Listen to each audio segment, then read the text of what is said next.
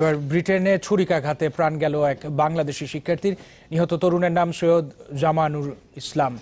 মঙ্গলবার বিকেলে প্রকাশ্য দিবালোকে মায়ের সামনেই জামানুরকে ছুরিকাঘাত করে দুর্বৃত্তরা। তবে এটি হেট ক্রাইম কিনা সে বিষয়ে পরিষ্কার নয় তার পরিবারের। ঘটনায় শোকের ছায়া নেমে এসেছে ব্রিটেনের বাঙালি অধ্যুষিত টাওয়ার হ্যামলেটসে। লন্ডন থেকে আশিক মাহমুদের রিপোর্ট। মায়ের সামনেই নিথর হয়ে পড়ছে সন্তান। চিকিৎসক আসার আগে জামানুরকে বাঁচাতে আকুল চেষ্টা সবার, কিন্তু ততক্ষণে হয়তো সব শেষ। হাসপাতালে নেবার পরপরই ২০ বছরের টকবকে তরুণ সৈয়দ জামানুর ইসলামকে মৃত ঘোষণা করা হয়। মঙ্গলবার বিকেল ৪:৩০টার সময় টাওয়ার হ্যামলেটসের মাইল্যান্ড এলাকার ওয়েগার স্ট্রিটে নিজ বাসার সামনেই দুর্বৃত্তের ছুরির আঘাতে নিহত হন জামানুর।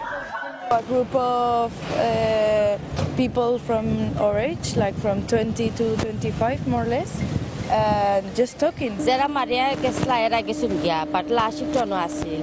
But our Manusha is on our Bataki, police collection, police collection. ৩ ভাই ১ বোনের মাঝে জামানুর ছিলেন সবার বড়। ছেলেকে হারিয়ে মা এখন শোকে স্তব্ধ, পাগল প্রায়। আর প্রিয় নাতিকে দেখার জন্য আকুতি দাদির। জানে না যে তারে মারতো আইসে কি কারে মারতো তারা তার কইতে পারে না।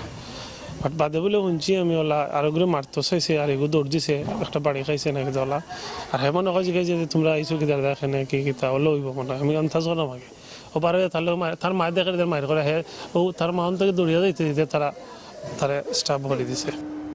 জামানুর সাম্প্রদায়িক কিংবা বর্ণবাদী ঘৃণার শিকার হয়েছেন কিনা তা এখনো নিশ্চিত নয় তার পরিবার। এরই মাঝে এই ঘটনায় জড়িত সন্দেহে ১৮ বছর বয়সী এক তরুণকে গ্রেপ্তার করেছে পুলিশ। খোঁজা হচ্ছে আরও ৩ জনকে। ২২ বছরের তরুণ জামানুর যেখানটিতে নিহত হয় তার থেকে তার ঘরের দূরত্ব মাত্র ১০ মিটার। জানা গেছে মায়ের কোলেই মৃত্যু হয় তার। লন্ডন মেট্রোপলিটন পুলিশের হিসাব মতে টাওয়ার হ্যামলেটস লন্ডনের অন্যতম অপরাধপ্রবণ অঞ্চল।